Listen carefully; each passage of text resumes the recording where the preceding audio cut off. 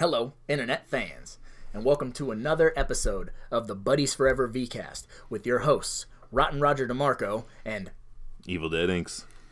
Today, we have a couple of things we want to talk about.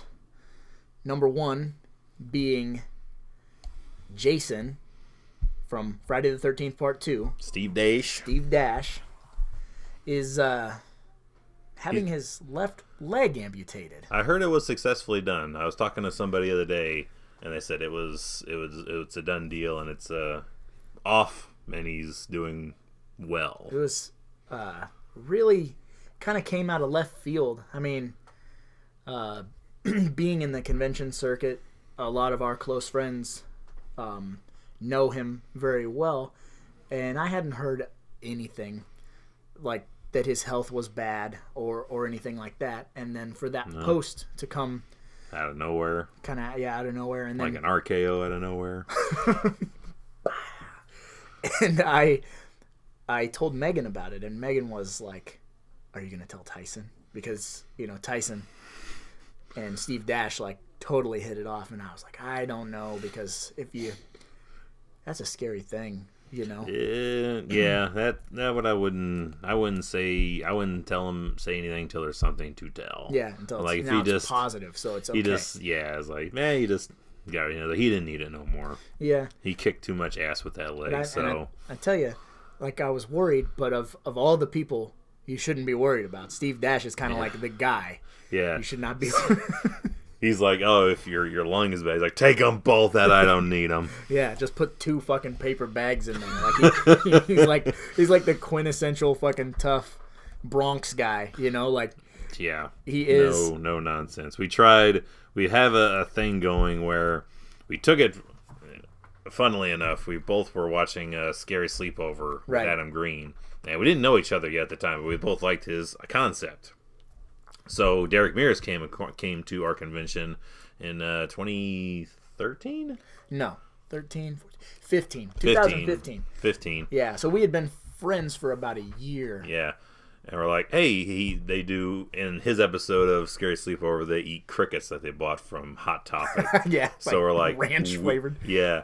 Bacon and, like, I don't know. Sour cream and onion. Sour cream and onion. Right. And we're like, oh, we should do that for a picture with him. So we brought him up there. And he wouldn't eat them with us. He would watch us eat them and make faces. Right. And so from that, we just up that game every year. Like, oh, another Jason's coming. We should get another type of bug that you're okayed to eat, and then try to eat it with one. We did the mealworms. Yeah, we did mealworms with CJ Graham. Right. He would not eat them either, but he is a part of an inside joke to try to get Kane to eat them. Yeah, so hopefully Kane doesn't see this, because I didn't ruin the joke. It would ruin the joke, but it would be the perfect worth it to be like, yeah, I saw your guys' VCast. Yeah, so I ain't falling for your shenanigans. No. So we approach CJ Graham and we say, will you eat these mealworms with us? And he says no. And me being the smart ass I am, I look at Evil and I say, that's cool, we'll just get Kane to do it. Because I know they kind of have this ongoing... A friendly rivalry. Right. So I say that, and then... Because knowing that, I had a mask that I had CJ sign, and he, of course, goes into giving Kane shit. He's like, I'm going to go ahead and do half of Kane's work for him. So he flips the mask over and signs 7, 8, 9, 10. He's like, that's what he puts on all his shit anyway, isn't it? Like, there, tell him that half that pay goes to him for that. Yeah. So I goad him with this. We'll just have Kane do it. And he goes, what? And he goes, I'll tell you what I'll do. He says, you two eat those fucking worms, and I'll take a picture with it halfway in my mouth, so it looks like I'm getting ready to eat it. Yeah. And you tell Kane I ate it. Show him this picture. And he's so stupid, he'll eat the entire box. So I have this box of mealworms from 2016 that he autographed, and he wrote CJ Graham, and then he put, Kane, you're a punk. So I'm supposed to take those and tell him the story and see if Kane will eat all these mealworms. So there you have it, interwebs. We're going to make that happen the next time we cross paths with Kane. But where this story comes full circle is not last year, but the year before. Yeah, Steve was there. And what did we take? I can't remember what we even took. Not scorpions. Yeah, it was scorpions. Small little scorpions. And I didn't know how to broach the subject, and I'm a nervous fucking wreck at these shows half the time anyway, so I let him be like, and I think he made the mistake of being like, you can feel free to say no to this. Yeah, I fucked which up. instantly him started shaking his head no. He's like, you can say fuck no, and he eventually started saying fuck no, I'm not eating. No, not eating that, no.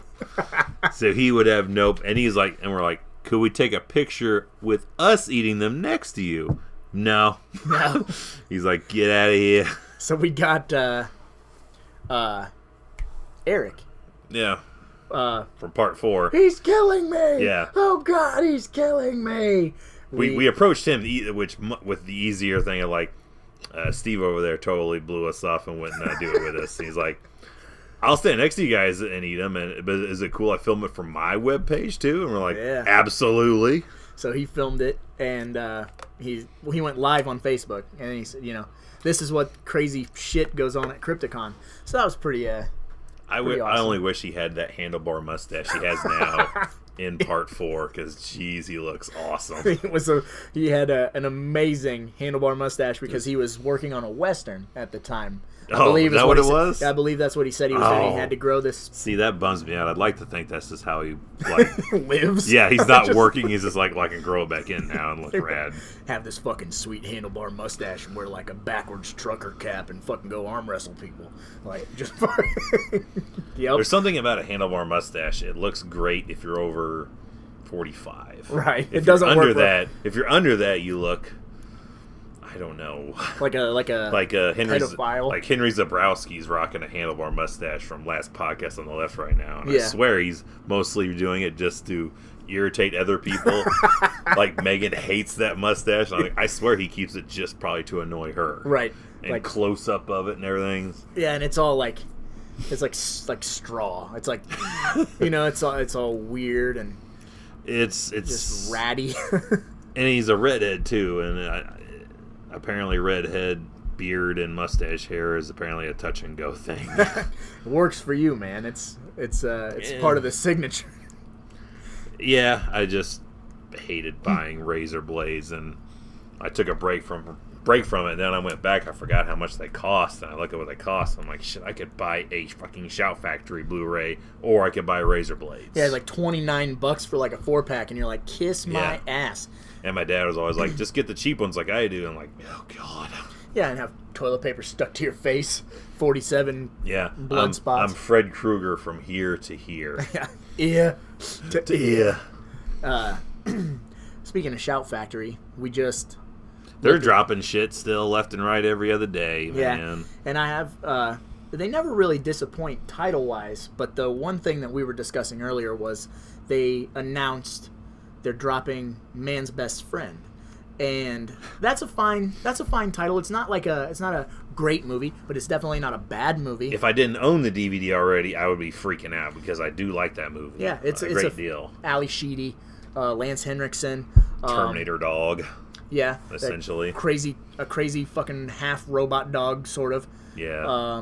A genetically engineered dog, whatever you want to. Featured prominently in fellow New Line Cinema movie Friday. That's what Mr. Jones is watching after he gets bit on the ass. That's true. He is. It's your ass, Mr. Postman. I'm like, that's Man's Best Friend. It's got that. Wrong music. It's got that kid. The one who watches the cat get eaten. Which the cat, I can't remember the kid's name either, but the cat sequence and the serial killer mindset of the dog to bury like the mailman underneath the porch. I was like, it's so slasher movie, but it's a dog, so it's funny. It's amazing. But what we were discussing is the theatrical run poster art. That's what's displayed when you look at it. When you look it up, it's the poster art from the theatrical run, which I looked at Roger and I said, this movie had a theatrical run? We had no idea. I don't recall. But what was it, 93? Had to be 93, 94. Because Friday came out in 95. And I can tell it was late 93 into 94 House Party because I rented Man's Best Friend and I was watching it while we were on a camping trip, and the previews before Man's Best Friend included New Nightmare, which rewatching it, when I watched it then I was like, this looks like an Elm Street movie. I had no idea, and I got to the end of that trailer and I'm like, miss me? And I was like, rewind. Yeah. Like, this is a new Freddy movie. So I'm always tying Man's Best Friend to New Nightmare. Right. Which came out in October 94. So it wasn't far from that. Right. But that theatrical poster art is really off-putting. It's very it's stretched and skewed and really cheap, like you were saying. It's very cheap looking. It looks like if you had put like a funky version of it as a mobile wallpaper. Right. It does not. And you took like a stretch angle to a side of it. It just. It doesn't look good, but the plus side is that the reverse cover art is the old VHS cover art. Right, with Lance Henriksen with the gun and like the dog half robot dog behind it. Which looks cool. I love that. It's fine. I like that cover art, but man, I was really hoping for like a collector's edition. As soon as you hear Shout Factory or Scream Factory, whatever you want to call them, is doing one of those movies, unless it's Shout Select. I guess a few Shout Selects do some cool cover art. Shout Selects do some pretty rad ones. The Burbs has a is sweet awesome. Cover art. Just tonight I saw Dragnet. Dragnet and the bonus features didn't blow me away to the point I'm gonna double dip. We're both trying not to double dip as much. Yeah. Because I swear that's all we. It's harder for us to get new movies. We just keep seeing old shit, and we're like, well, we're gonna just replace our old stuff with new old stuff. Yeah, that's better old stuff. Yeah, it's a new transfer on the old stuff, so it's got to be, it's better. And bonus features is bread and butter. Is key for that for us. Cover art and stuff come second to that.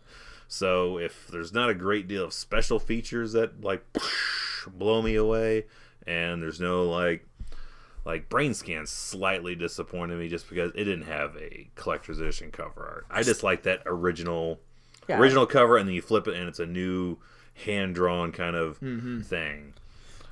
But goddamn, Brain Scan is obviously. I had no hesitation pre-ordering. No. I pre-ordered Brain Scan because I love fucking Brain Scan. Obviously we care a great deal for it. This VCast is called Buddies Forever for that reason alone. That movie means a lot to us. I don't know whether it's just like I touched on it a little bit in my review, but I don't know whether it's just it's a fun movie, so it fits our criteria of a fun horror movie.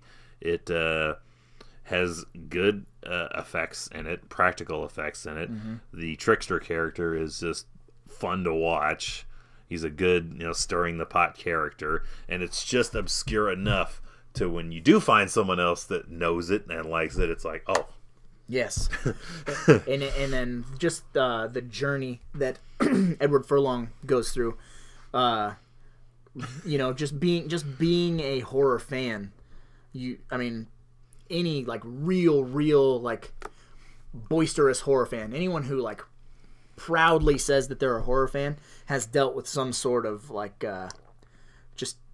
people kind of looking down on you because that's what you're into, and that movie captures it really well. And I think I saw it at just the right age where it was like, I'm going through this at the playground, like motherfuckers are clowning on me for I like because I rented that one and I thought it was just a fun rent, which is I don't know, I just held it in a good spot because I rented it and the whole family watched it and they're like, that was really good. Like my dad was like, that was a really good movie, and I'm like, yeah, I picked a good fucking movie.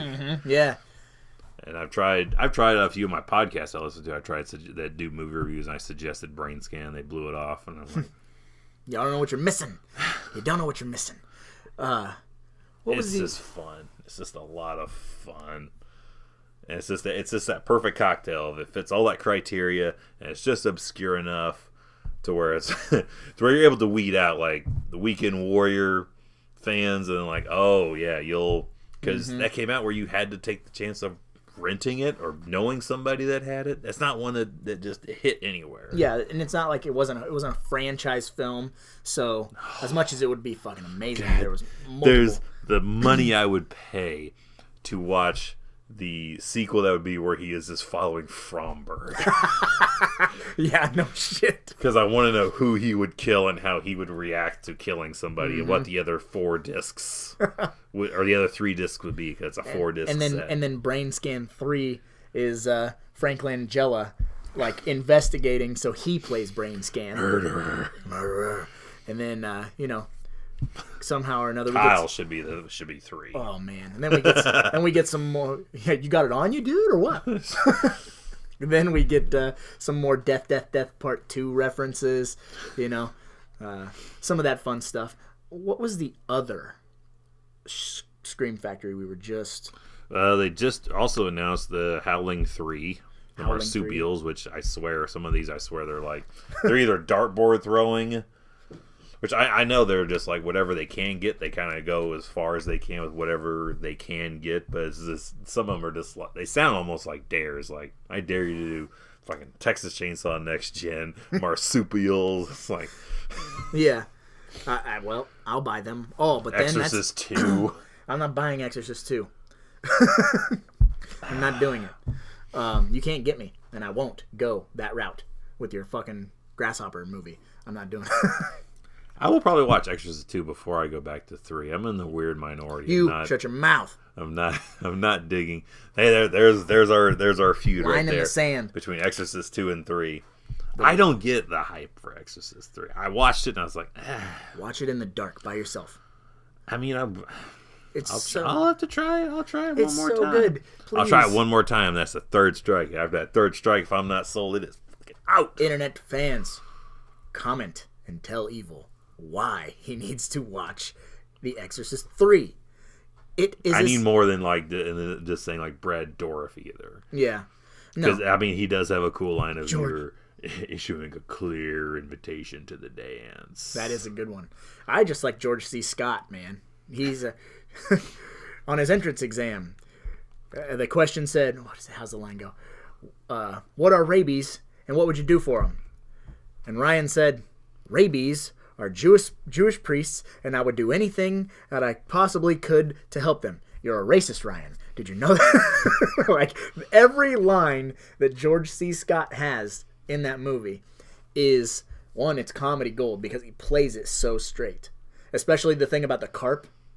Do you remember that line? He's talking about the carp swimming up and down, and God, I don't. I don't. It's been a few years since I did watch it last, but I can remember.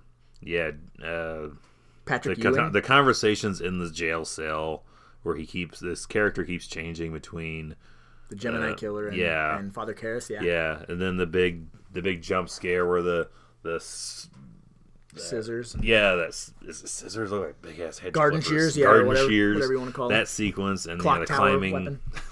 Save the clock tower. And climbing on the ceiling thing. That's literally the only 3 things I was able to pull back from it. You really got to watch it again so you can it's the dialogue.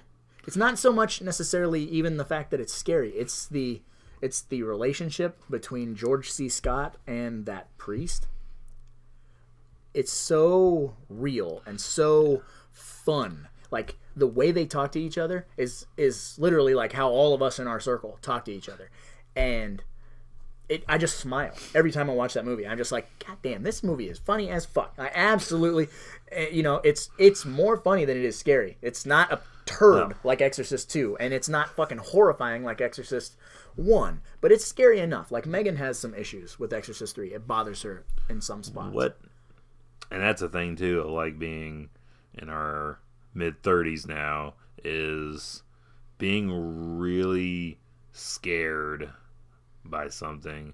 I mean, atmosphere, I guess, is a key part. Like, if I'm home alone watching something and the windows are open at night, a little bit. But I mean, what was the last movie that you saw that really, like, old school scared you? Like, back when you were in single digit ages, that like kind of it bothered you. Well, which was what I used to say. I was like, I'd always tiptoe around when like my mom would be like, "I'm not gonna watch this. It's gonna scare you." And I would say, "It doesn't scare me." I said it bothered me. Yeah, it bothered me. That's like, I'm not scared of shit, but it bothered me. Yeah. She's like, "Bullshit." You were scared. You were scared, weren't you? I was. Did you see Hereditary yet? Not yet. It is on my list. I am behind on a good pile of movies I need to see. I don't not horror related, but I just got done with 3 Billboards outside Ebbing, Missouri, which was really good. I have a few other horror movies on my list that are new that I have not seen yet, like Summer of '84. Oh God, it's so good. Is on that list. And that will climb in your top 10 movies ever. I think it's so good. As far as Hereditary, and I hate to jump on that bandwagon, but I know that the crowd is very divided with that movie. It's sort of like people who really liked It Follows, and then there was a boatload of people who didn't understand or didn't get the hype or whatever, just didn't like it. Like Megan does not like it, and I really like It Follows. Hereditary genuinely had a few spots where I went, whoa, yo, okay, and like you kind of back up in your seat a little bit, like you get a little bit of goosebumps, and then you're like, yeah, I'm fine. It doesn't bother me. I'm cool. But like there was a couple scenes, dude, and you're like, Jesus, okay, so I'd say Hereditary. In the past 2 months, 3 months, that scared me. I can't think of one in the last few months, but it's I would say within the last 5 years maybe. Is before the part 2 had come out yet, but I'd finally, and I'll throw another decisive one on your list for you, the original Insidious. Yeah. I had a copy of that, and I sat on the shelf for a good while. I was like, I knew it was PG-13. That's partially why I'm like, didn't want to watch it. And then one night, I was with the wife, kids were asleep. She's not real huge on having all the lights out. I like turning all the lights out for like movie nighttime. She likes having some lights on to still see and do shit here and there, but I had just like a light on, and we were in the apartment at the time, and I put it on and watched it, and it had definitely I don't know if it was just me or what, but just when they're in the further and just stuff that like when the demon is like over the kid. And I don't see it at first, but you're like, oh, then your eye catches it. Him in the corner? Yeah, in the corner. And when they're in the further, and just the faces on, the ones that aren't moving, I was like, and we got done with that movie, and I was like, we both looked at each other, and like, that was pretty freaky for a PG-13 movie. I was impressed. I was wickedly impressed with how effective that was. Yeah.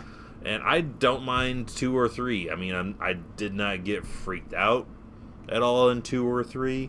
I thought they were just as good, but I guess I knew what I was getting into then. Yeah. I guess that's partially what it is that you don't know what you're getting into. That can get that's the ultimate fear, the unknown. Yeah, well, that's I just actually, by the time this comes out, will have touched on that. Maybe. Spoiler alert. I talk about this a little bit in the Black Christmas remake episode, where I say, people find out what works, and it's like you said, the fear of the unknown, like Insidious catching you and bothering you.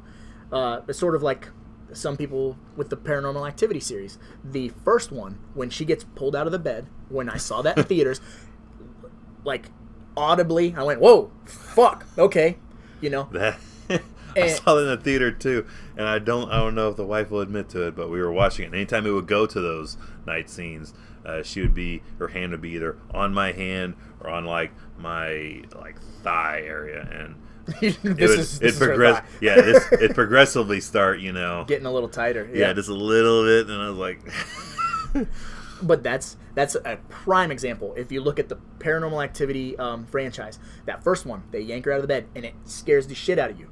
You go to the second movie. Well, let's not yank her out of a bed, but let's yank her and then drag her down the hall and down the steps. And then the third movie, the dragging really works, so let's fucking drag them up to the ceiling and drop them. Or let's, it's like, this works, but then at what point, I understand that producers have their hand in. I mean, it's a formula. Yeah, but that's the issue, is that it becomes a formula, and you have to like objectively step back, like if you're, and I don't want to crap all over like a James Wan and however you say his name, Lee Wannell or Lee Wainell or what the fuck. Wydell. Yeah, Wydell. Wydell. Yeah. But you have to kind of, step back and say, well, that really worked. Okay, that got them. So now they expect that. It's the equivalent of the mirror gag or the cat. It gets you once, but then, by the third or fourth movie, you go, you fucks with the mirror and you fucks with the cat. But that's what's good about the, and I know a lot, here I go. A lot of people didn't like the last Insidious, the last key. Did you see it yet? I did. I picked it up. You saw it. You recommended it. Fucking and then incredible. when I saw it on sale, I was like, I'm going to grab it. And I grabbed it. And it got shit on a lot. But it took that. It was like, hey, we know that you know that we know what works, That they know that we know that they know that we know. This is Walter. So they, and they knew that. So they literally, with that, spoiler alert, with the suitcases. Yeah, that was excellent. They fucking nail that. Yeah, they I was like, watching, I'm like, now it's going to happen. Now, then it's like, and then you're like, and the popcorn and the fucking M&Ms go flying, and that's how it's done, regardless of what people thought of the rest of the movie or whatever. But there are some fucking genuinely, like, intense scenes in that movie, man. They're good. Yeah, I like those. And movies. I like Tucker and Specs every time they're doing stuff. I was like, oh yeah, it's like what I would be if I was a fucking ghost hunter, wearing a mohawk with a He-Man shirt. Yeah, He-Man shirt. I'm like, geez, that's me. Yep, that's.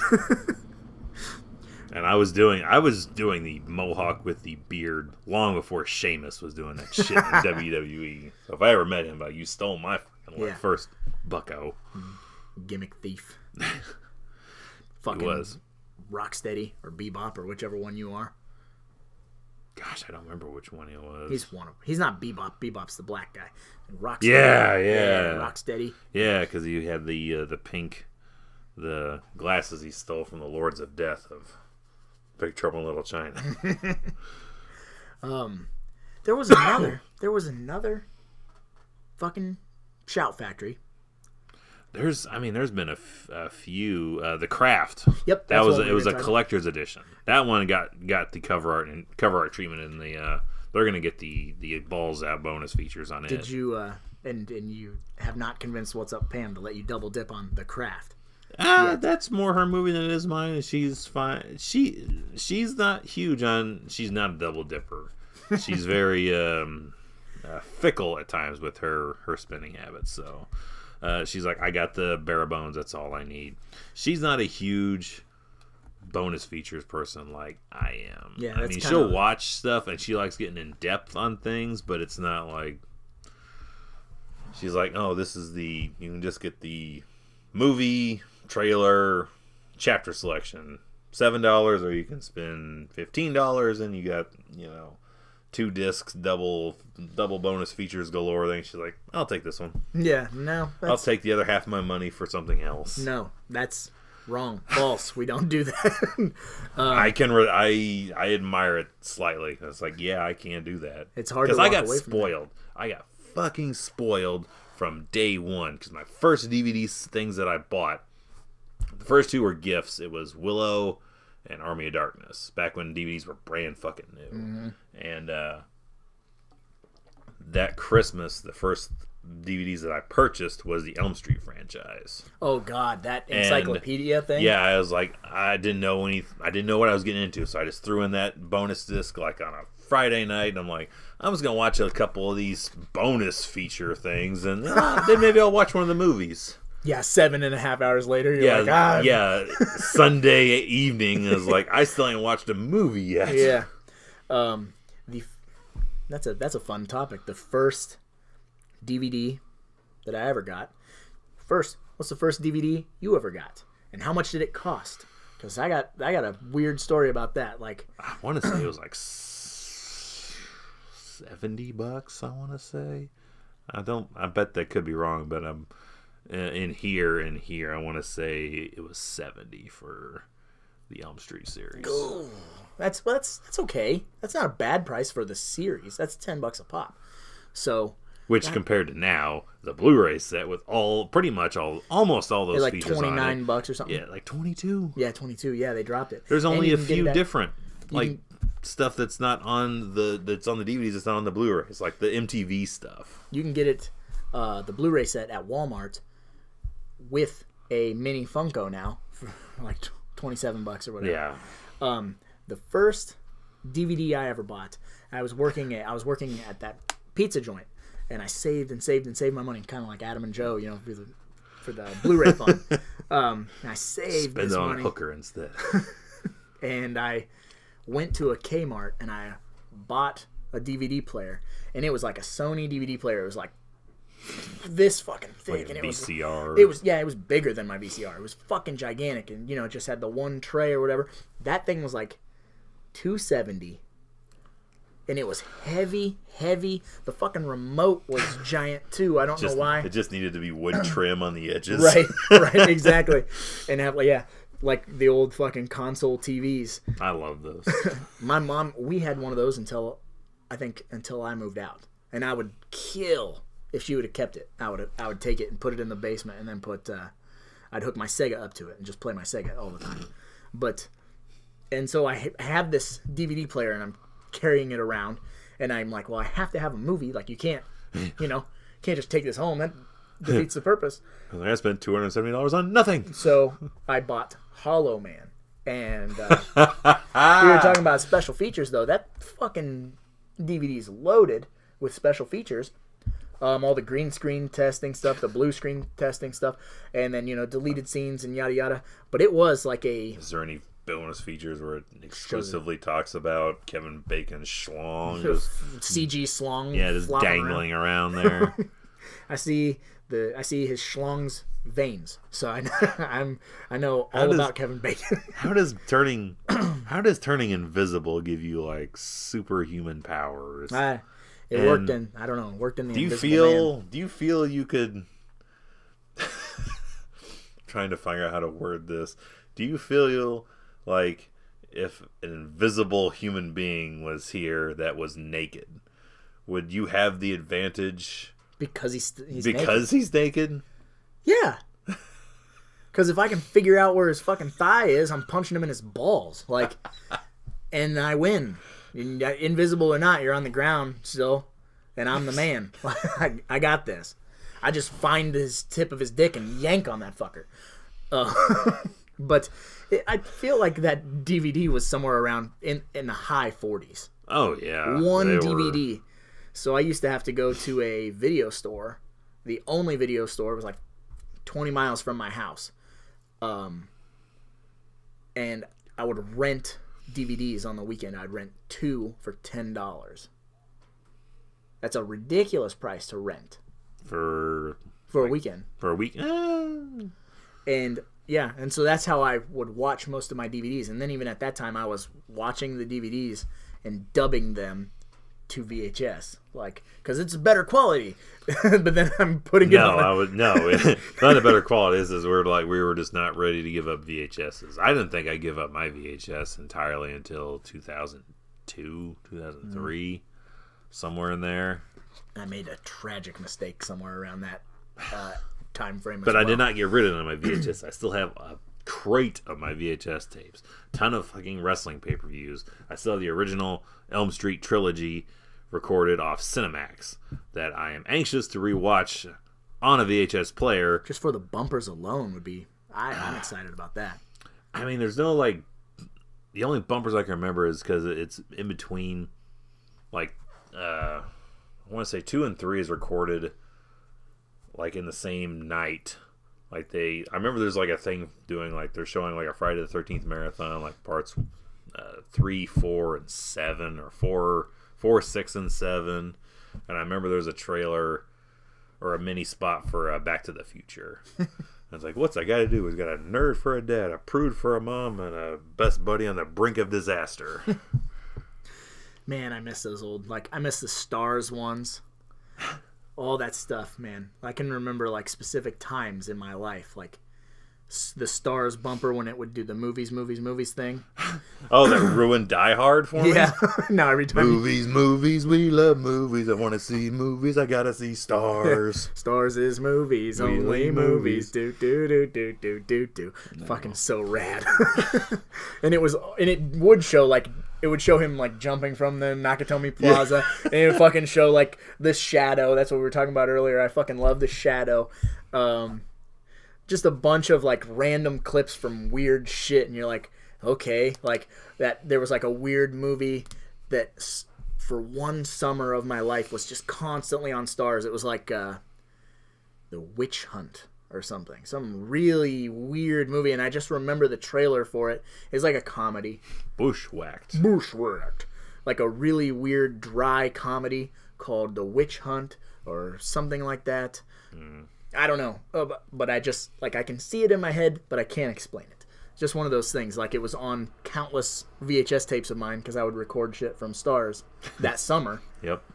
Like my VHS tape of the Night of the Living Dead remake, which got so much play. Onion skin thin right now, that man. tape. It's horrible. I think it snapped like 3 or 4 times. Scotch tape that shit back together. Constantly. We did similar, like, we moved homes in into 93, and we were like, all right, we're going into a bigger house, we're going to have more expenditures, we're not going to have cable, which sucks because I was like, oh, so I'm not going to be able to watch wrestling anymore. I had to get, like, secondhand tapes from a buddy who would record it and then hand me the tapes. But, like in a plastic or in a brown bag at school. yeah. Actually, no, it was my sister's ex-boyfriend that was super cool, and I still talk to occasionally to this day that ended up, like, hooking me up with tapes. But, like, probably 2 months before we moved, that's all my mom did was just set up and record anything that was coming on new on any of the movie channels. So we'd have tons of things to watch when I was like, all right, we don't have cable no more, we're gonna have to just watch tapes. And that's why I'm a huge fan of like that Amityville 1992, because it used to be on such a 1992 fucking tape, fucking class act, and then Amityville 92. You can't get more 1992 than that tape. No, I like that. I like both of those movies. I do love both of those. I had to have both of those on a disc format when I could. I just revisited Amityville 92 because it was on Prime, and you told me that it was on Prime. So, because it's actually pretty tough to find on DVD. Oh shit! Before a couple of years ago, when I just happened to find it in the wild, Stephen Machette was at con, and I was telling him, I was like, yeah, Monster Squad, everything's cool. I love Amityville 92. I was like, have you ever seen that on disc? And he's like, no, I haven't. I think he was like, I may look when I get home. What's your contact information? If I find it, I'll let you know. Never heard anything from him, but I'm just going to assume he never had it. Yeah. But I did end up finding it, and I do have it now. It's such a weird movie. Like when the son like is flipping the light switch, and the fucking like that old school like Elm Street 1 green screen effect with the tree.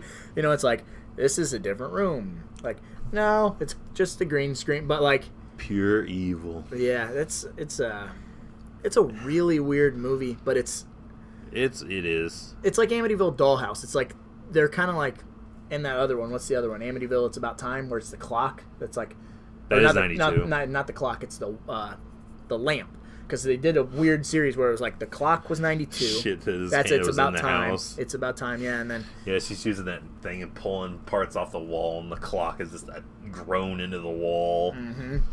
That's a fucking weird. Gosh, that's a weird series. I don't think that'll ever get like a box set. No, because there's like 48 of them, but they're all like spec scripts. It's weird because the Amityville series, like, I don't know whether like, because there's no through thing. Yeah, it's like not like, you can't copyright the name Amityville because it's a place, right? So So there's like all types of weird shit. There's like Amityville Theater, like Amityville The Awakening, Amityville Dollhouse, My Amityville Horror. Yeah, that documentary. That's a pretty fucked up documentary.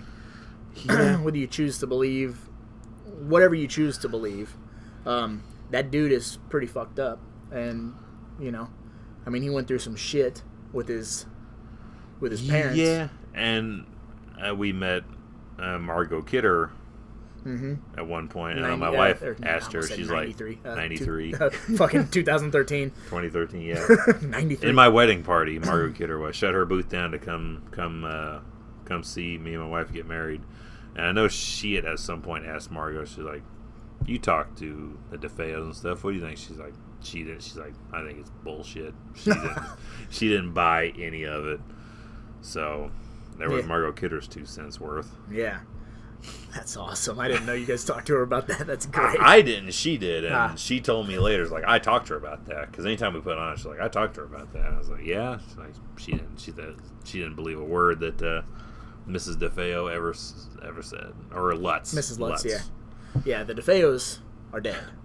The Lutzes, actually, and I think Lutzes are gone too. Yeah, now, they died now. I knew that George passed away. I didn't know that if the wife had him. Mrs. George. Mrs. George Lutz. All I can think of whenever I think of the Lutz family is Margot Kidder in those fucking sexy ass leg warmers, doing the. Oh my god. Yeah, she had one of her nude photos on her table for signing, and I was like, I'm gonna get this one. It was like $20 extra. I'm like, I don't care, sign it. So I got the nude photo of Margot Kidder signed in my autograph book. Yeah, those fucking leg warmers. Shit. Yeah. It's late, by the way, too. Maybe a little. Little, but yeah. Big stuff getting ready to go on, so we decided to throw stuff together and give a free-flowing show and just essentially record us having a conversation that we have generally every day just about anyway. Right. There was a couple things, that there's always, that's sort of going to be the layout of these VCasts, is always there's a few things that need to be addressed, and then we just kind of talk about, see where things go from there. We're going to talk about whatever, just like a podcast format. There's stuff that needs to be addressed, and then shooting the shit. So yeah, and it's going to be put out there forever. Mm-hmm. It'll outlive the both of us, yeah. Unless it gets removed for copyright. For some reason. No. And we got big stuff getting ready to go on. Granted, this will come out way after the events are going on, but we have Carpenter Fest that's going to be going on tomorrow in town. It's going to be a 3-movie mystery lineup of John Carpenter movies. The 3rd year they've done it. I went last year. Is that a Nerds thing? The Nerds they'll be there. They're not putting it on though. Who puts that on? It's just Carpenter Fest. It's just Greenland Armor. Oh, right. Just on. that theater is doing it because they reached out last year. Atomic Cotton did their shirts for the show. I'm guessing Rotten Reynolds will probably be there. Rotten Reynolds doing their thing. Yeah. I got a couple of theirs right here. They actually gifted us this one a little bit ago. Absolutely wonderful people. I love their stuff. Yeah, it was like $7 to get one while they're there, and their stickers and little action figures, toys. I mean, some of them, I don't know if they're doing them still, but I know at one point they were doing where you could buy $20 ones, and those would have like higher end possibilities in them. Like one was I bought one that was Royal Rumble 91, and it had an autographed picture of Daniel Bryan in it, and I still have that. That's super rad. I was like, whoa! Yeah, and I just love the fucking Royal Rumble 91 cover art. I was like, I didn't care what was in it, but this is awesome. Yeah. And then they did do shirts, which I don't know if they still do the Never Forget VHS shirt, which is what I tend to wear in all my reviews. It's sort of like the uniform of Rotten Roger. So Which I love to tease him with because I got a hold of my copy of that shirt first. I was so upset. So I think I got it 2 years ago at con. Was it a con or did you? Oh, it was Or was it at Panic Maximus? Fest. I think it was Panic Fest. Yeah. 2 years ago, Panic Fest, when they had it up in the attic. Oh yeah, when LP was there, and they had the Mortal Kombat yeah, competition. Yes. And I just got fucking spanked because I can't play Mortal Kombat to save my life. Well, it was on a PlayStation, so I couldn't play too great either. Yeah. It was kind of a... And it just had a console that's out there to play, but it was just... And a projector, so it was pretty Yeah, cool. it was cool. And then Sunday we have the Casey Horror Club is putting on their Maximus Craft Fair Bazaar show. Right, where we'll be slinging masks and Yep, I got all that fun stuff. Got a new pile of masks out there, which that's on the Facebook page, the Men Behind the Masks. I try to put stuff in there occasionally when I get new designs kind of made up, and we're eventually going to do one of these where we're trying to construct a couple masks right in person just to show you what that's all about. Yeah, so it'll be like sort of like a tutorial on how to or things not to do. Or how not to make masks. Well, I mean, that's up to you whether you think we butcher these things or not, but we try. So yeah, I'm getting better. Like I've made that Leslie Vernon mask, which was pure accident. Like I was trying to do something else. And I was like, well, that didn't work out. And I was like, well, Leslie Vernon is Shazam. There are no mistakes, only happy accidents. That's what I'm trying so hard to adapt to that. Yeah. You know what we call that? We call that battle damage. When Yes. We just add battle damage. Yes. It's a great scapegoat that Jason gets the shit beat out of him a lot. I was like, oh, he just got into a fight. Nothing's supposed to look pristine. Mm-mm. Pristine, that's just part 3 when he gets that shit. Anything beyond that's like, oh no, he's taking a few licks. And it isn't pristine by the end of the movie either. So, that's fine. If it's even in one piece at the end of right. the movie. Some of them suckers are split right down the middle. Mm-hmm. But you see this bad boy here, that's one that you made. This is your first your custom part 7. That's like it's solid. That is a bad with leather straps. I have a hard time parting with that because I really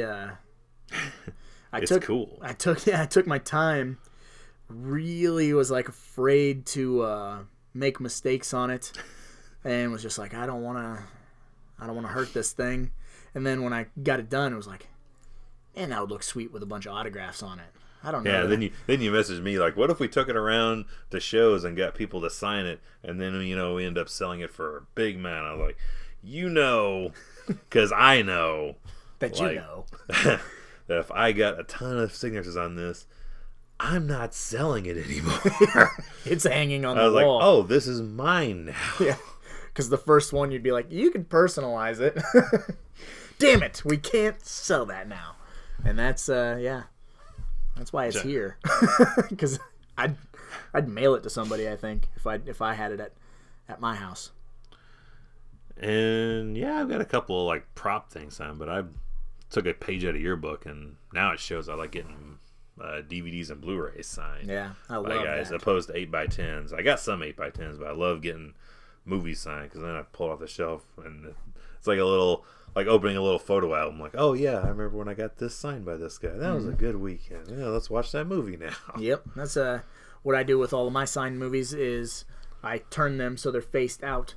So it sort of looks like a video store when you go to the video store, and there'd be like random movies faced out to kind of pique your interest. So now everything that I have signed is faced out. So when I go down there to pick a movie, it is, like you said, it's like a photo album. You go down there and you're like, man, that was a good time. Man, remember when we met them? Fuck, that was awesome. And it's just, it's just a nice little memory hook to. And I still do that. It will still be like, we'll just be in the car randomly and be like, all the people that we've gotten to meet from these fucking movies, which is, it's still weird to see them in person because I almost want to fucking Egon them. Yeah, so I'm like, yeah, you are real. And the thing that like it falls flat is both of our kids have met fairly good, like big people in the horror world, and there was like, they think it's cool, but I don't see them losing their shit. My oldest is like, you met the Crypt Keeper. You have photos with the Crypt Keeper. I couldn't even fathom that happening at 12 years old. Yeah, no shit. And you've got we did a big display photo. She's got this comic book sign, pictures, and everything. And it's like, gosh. And yeah, and she's like, how many Jasons have I met again? I'm like, think about what you just said. Yeah, exactly. I was like, how many have you met? You realize up until, gosh, when we went to our first show. Yeah, in 2012, my list was at 0. I had nothing on that list at all. I had met Robert Englund, like I talked about in the last VCast, where awesome. Met him when I was 6, and I held that, and that's one of those things. It's like, but I think our generation, and I don't want to say anything negative about new horror fans, because everyone starts somewhere, and everyone, gets into this genre for their own reasons. But it doesn't, like, for our children, like you said, it doesn't seem to hold as much weight as it did for us. Like, bumping into a wrestler when you were 12, or, and still to this day is a big deal. But I mean, if you were a 12-year-old kid and you bumped into Ted DiBiase, you would never, ever forget that. You would always be like, man, that one time when I fucking ran into Ted DiBiase, like, it'd be like your fucking holy grail. And you'd remember where you were, what you were wearing, what time of day it was. Yep, everything. And like with our kids, because we expose them pretty early to this genre, which a lot of people, certain kids can't handle it. So I can understand not letting a young kid see some of this stuff, but there's ways to ease in, like Monster Squad or whatever. There's gateway drugs. Yeah, like The Gate, Monster Squad, stuff like that is. Which there's 3 movies right there that are in our wheelhouse that nobody technically at the end dies. You got The Gate, Gate 2, and fucking Brain Scan. Yeah, that's 3 true. movies where no one dies. Anything, they bring things back to life. Just our kids just kind of slough off some of that stuff. It's like I think social media kills some of that too, like that you some of the mystique. Yeah, that you can like tweet. I don't even use Twitter, but you could tweet anybody. Yeah, and then they maybe may see it, they may not, but I mean, you got a pretty good shot at it. Yeah, like no one's. To them, I don't think anyone's that out of reach. Right. Yeah, because with like YouTube and everything is so much closer. Yeah, like with the social media and everything like that. The world is smaller. But like when we were kids, you would have to go to the library, or you would have to buy like a Cinema Fantastique magazine or a Fangoria and go to those back pages. Like you wanted an Elm Street 5 poster, you can't just order one. You're gonna have you're gonna find an ad for like Joe's Poster Emporium, and you're gonna write them a letter and be like, do you have a Part 5 poster? You wait like 3 months and they say no. And you go, shit, like that's how we grew up. Shit. I used to try to get wrestling t-shirts off the like the advertisements in the magazines, and it'd be like I'd order a shirt and I'd be ultra excited. It'd be 8 weeks for that fucker showed up, if it even 5 to 8 weeks. Yeah, I had at least 2 shirts that I remember ordering that never showed up, and we're eventually like, "You want to just cancel the order? It's been 3 months." I'm like, "Yeah, I guess so."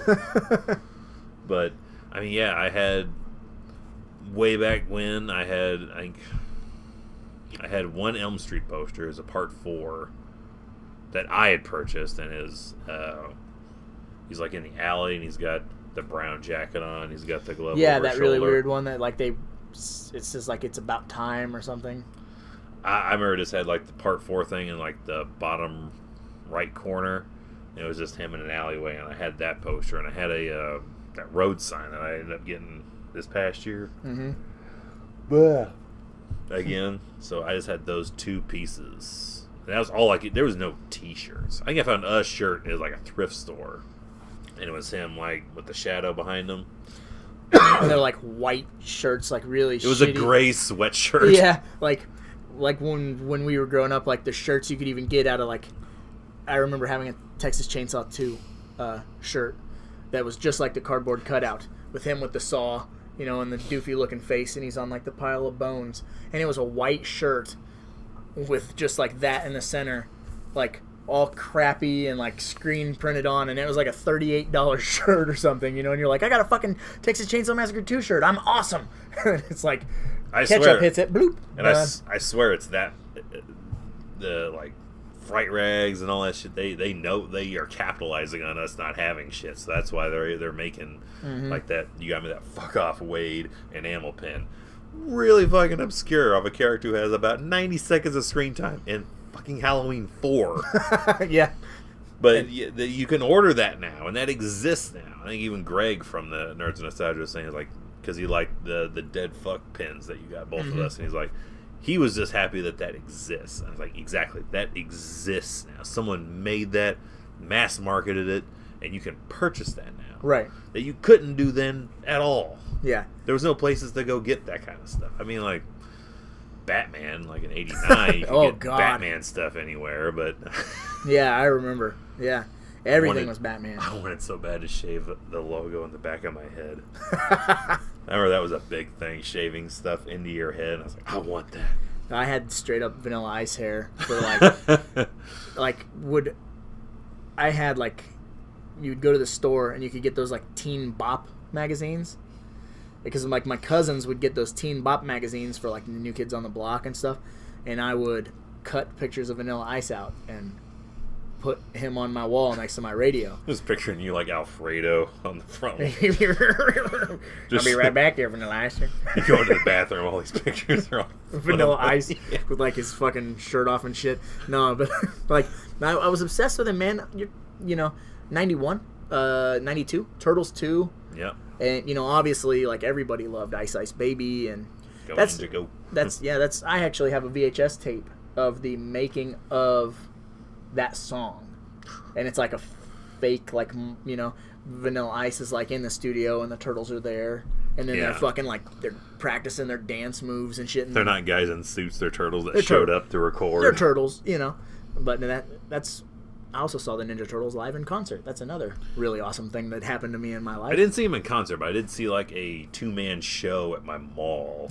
Where it was like 2 characters and a curtain behind them. One dude would switch and it was like Shredder, bandanas and shit. Yeah, it was like April, Shredder, and one of the Turtles, and it was just like 3 people, and they would go behind the curtain, change clothes, and do like this is 2-man show. And I was like, this is all right, I guess. This is like, I didn't hate it, but I was like, yeah, it's cool. It's like Joe from Foot Locker, like some dude that you see. Like he's Shredder. Like, yeah, they weren't great suits, but they were.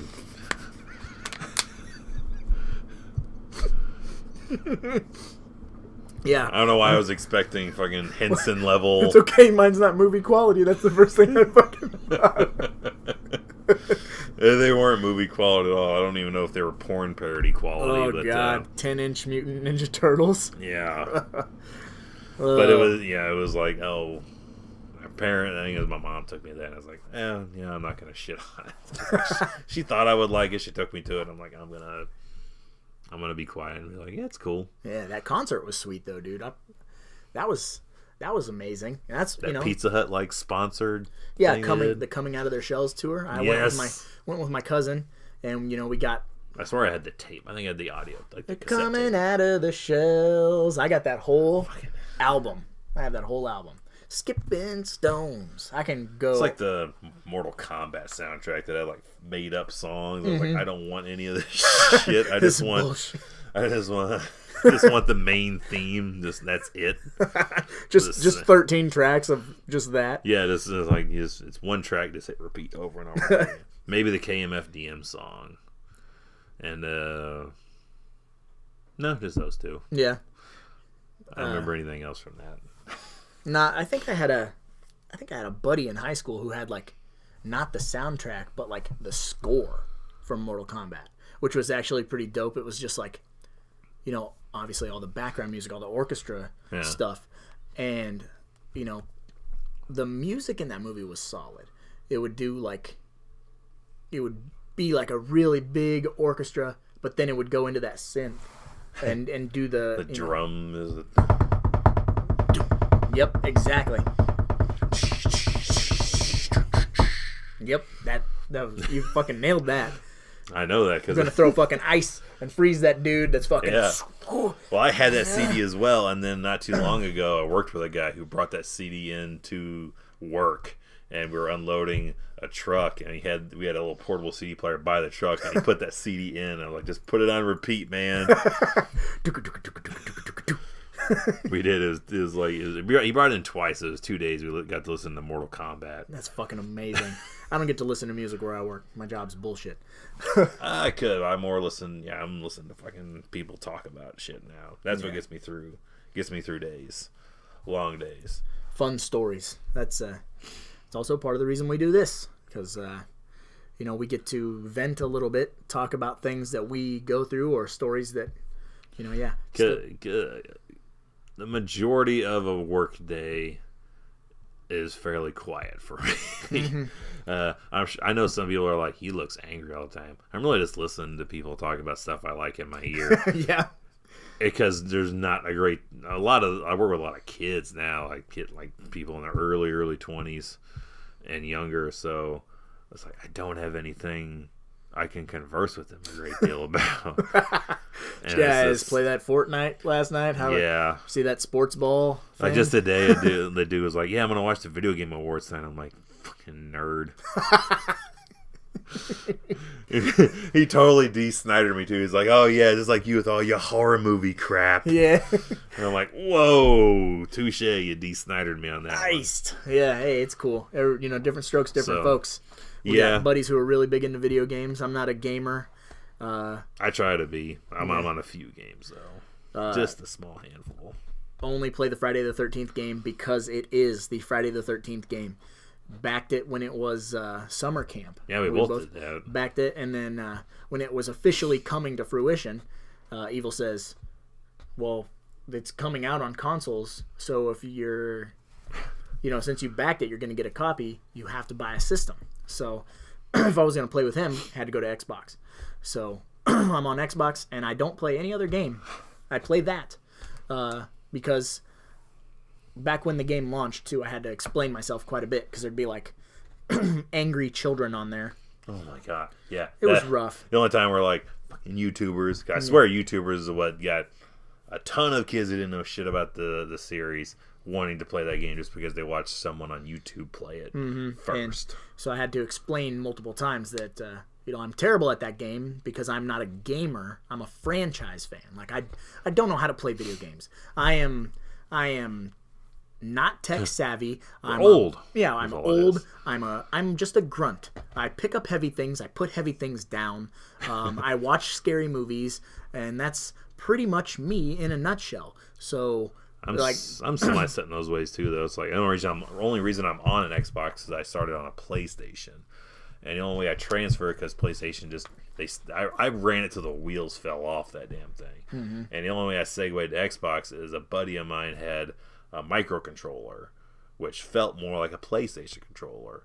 So I was able to transfer more easily doing that, and then I ended up going to the regular size 360 controllers, and I didn't upgrade till the one until right before Friday came out, like maybe 6 months before that came out. And I've got that. I dabble in Dead by Daylight. They're getting ready to get dedicated servers. I saw too. Saw that. There's that's a little bit of gamer news. Yeah, gamer news. Dead by Daylight.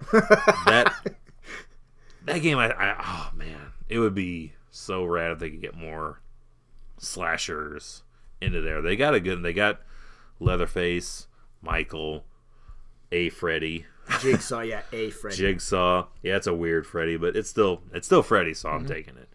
Jigsaw.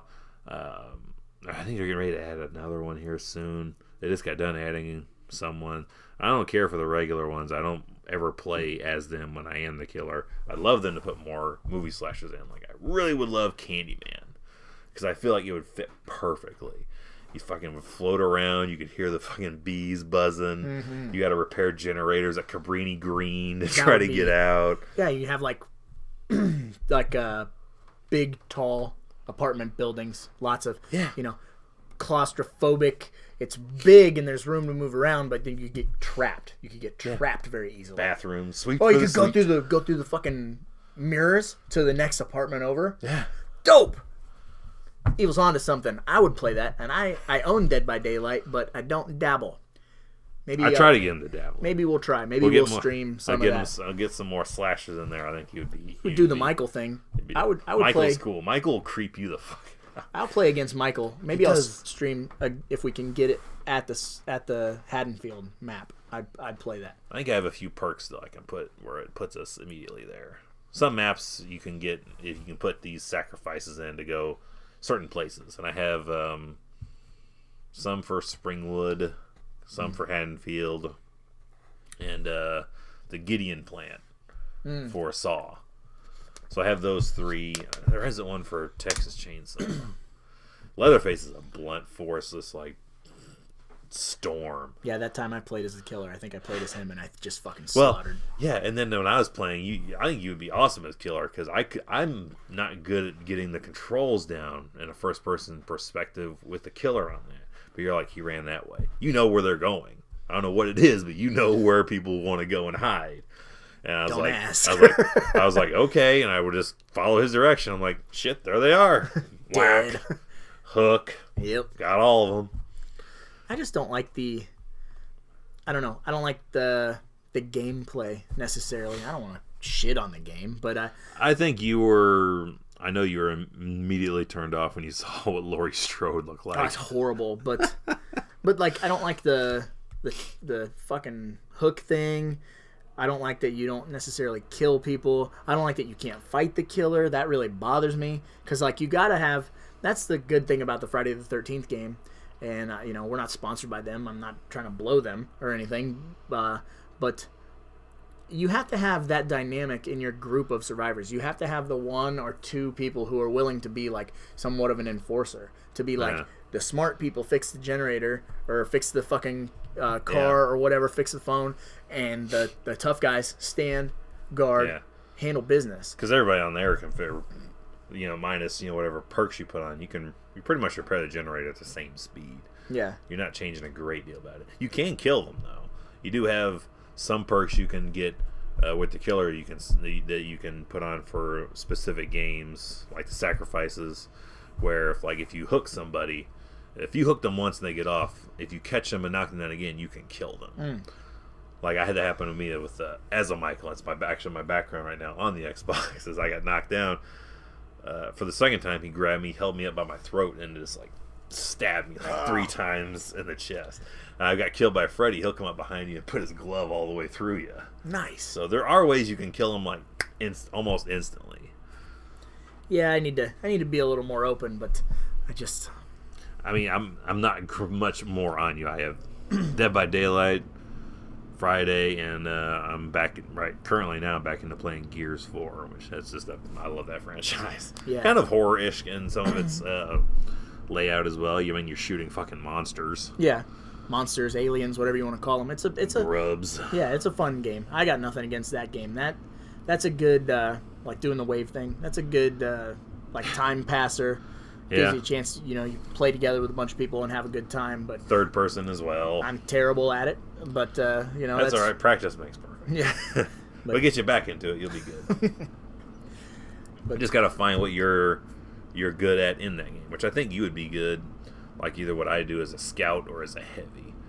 Like my buddy Bill, he likes being an engineer. He likes building the fucking sentry guns and turrets and barriers and shit. Yeah, heavies are really good at big ass weapons. Scout like I am can take abuse like a motherfucker. I just run around the entire thing getting hit, but my perks are up so high it's really hard to take me down. Yeah, you were carrying that team earlier today. Oh, they were all rookies, and I'm like, I've re-upped 8 times now. So I've ranked to 108 times. 2 more, and I get an achievement. Jesus. Shit. So, I suppose we got any last words? Any last bits? We should really add a fun like I miss Adam Green's like their 5-minute movie thing. Oh yeah, like add a premise or something like a we sequel. should totally do that. Fuck it. I'm gonna say we wrap up each one with a round of my prop game. Ah, that is a good thing. We could totally do prop game. Yeah, prop game is we'd use this to pass time at conventions when we work. Yeah, when work or just like a mental distraction.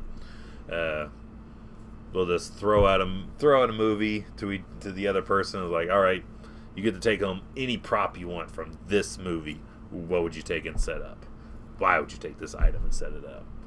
Like the one I thought the other day, I was giving Commando. I was like, I want the dummy of Sully that Arnold drops off that fucking cliff, and I want that as a sound bite. Like, I'd love it in a glass case, and next to it you could press a button where you hear it. Every day I press that fucking button. I'm like, watch out. And then I'm going to start getting looks upstairs like, don't press it again. Getting texts from upstairs. Don't do it. She's like, God. Are you watching The Shining? Yes. You're like, watching The Shining again? No. Say, nope, we're sound testing. I'm like, nope, it's Ready Player One. Okay, this time it's The Shining. All right, so what movie? All right, I'm going to give you House with William Catt. Any prop from House. Any prop from House. What do you take home? George Wendt's copy of Roger Cobb's book. Straight up. I'm a big fan. You got a pen? Yeah, you got a taped pen? all together, or just have it in sections. It would just be all fucked up. Pulls it out of his ass. Yeah. Just falls completely apart. God, I love that part of that movie. Heart of Gold, really. Heart of Gold. That is probably an old battle axe. Wouldn't be surprised someone is after, you know? She was my aunt. Heart of Gold, really. Solitude's always better when you got someone with you. All right, you need a movie. That's good. I like the not the thing you would normally think of. Like, yeah, I'm gonna go with this. Big Ben's gun. Just to fuck you. Yeah. No, you got to be weird. I would want to take Ben's like whole body prop. Yeah, that is the point of the prop game, is to not do like the obvious. So if we said it was an Elm Street movie, you wouldn't say, "Well, I'd take Freddy's glove." You know, you would be like, "I'd take fucking Nancy's Star Awakes." You know, something weird. It initially started with Back to the Future. Everyone's like, "Not the DeLorean. Give me something other than the DeLorean." All right, let me think of a quick flick for you. Quick flick. I'm just looking at your inspiration on the wall. Inspiration, my toys over here. Okay, Ghostbusters 2. Ghostbusters 2. Ah, dang. And I love Ghostbusters 2 just as much as the first one. Yeah. I have a Ghostbusters 2 poster on my wall because I might like the second one more, I think. Maybe. I initially want to say that, then I watched the first one. I'm like, no, this is just the first one's fucking amazing, but yeah, man, that second one is. I mean, that second one is, I think, more relatable for me as a kid. Like, I watched it more, I think. Yeah, I did. And then I did watch the second one. The lead into that cartoon series. So that was my childhood, like constantly. The first thing that comes to my mind, I don't know why it's not like I had a variation of it, but I think it would look cool like on a picture, like a display with a picture and like maybe a signature or something on it. But the NES Advantage that he controls the Statue of Liberty with. Nice. Pilot controls are ready. Your love keep lifting me higher. I would totally take the what's the fucking instrument that Dana plays that fucking Venkman plays like a bass guitar. Boom, boom, boom, boom, boom, boom. Boom, boom, boom, boom. Too bad Eon's slinky that he straightened isn't seen in the movie. That'd be a fun one to take. Maybe the rattle. He's like part of a slinky bass straightened it. But if that's the case, what would I take then from House? Then, if I was going to pick my item from House to take home, Yeah, you love that movie. I do love that movie. That one used to creep me out a lot too, and it was partially the music that was started, that Manfredini score, Awesome and the old stuff. lady. A lot of the paintings are really cool. I'd want to take. The first thing though, the tie-in with your scene would be William Katz's V-neck that like comes down to here. It's like, to put that on a dummy, like a waist dummy that rotates. That gray V-neck sweater, that'd be great.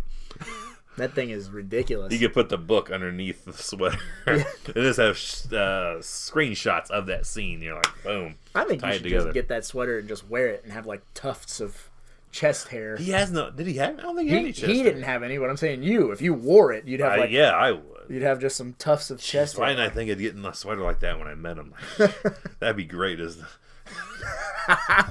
Wearing this fucking. Because I always confuse it with Jerry Dandridge's sweater in Fright Night, because this is low, but it's not William Cat Low. That's the new term, William Cat Low. Oh shit! Because it's way past the pectoral muscle. It's like sternum. Top of the stomach. Top of the stomach, sternum area. You think like it's not very like functional, because it would be like cold as fuck. You're supposed to wear that with a shirt underneath. Oh, that's what you're supposed to. I don't know. I don't know how. Looking at it, that's what I think. I don't know how sweaters work. I feel like he threw that on for some reason just to go get the paper. I don't know. I think it'd be I like just go without a shirt. Man. I don't know why you like. I gotta put something on. Put this bra on. Yeah. Such a ridiculous wardrobe choice.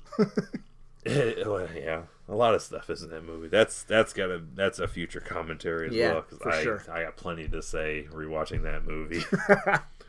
I feel like that's how you look like in Friday the 13th, the game, when you put on the army fatigues with Palomino. Like he looks like Roger. I am Roger. He is Roger. And I'm like, you're pissing me off, Roger. Fantastic. So that was the prop game, and that was another episode of Buddies Forever. So on that note, I suppose we will see you next week. So we should probably get going, because it's late for one, but there's it is still a lot of movies out there, and somebody's got to watch them. So why not us, right?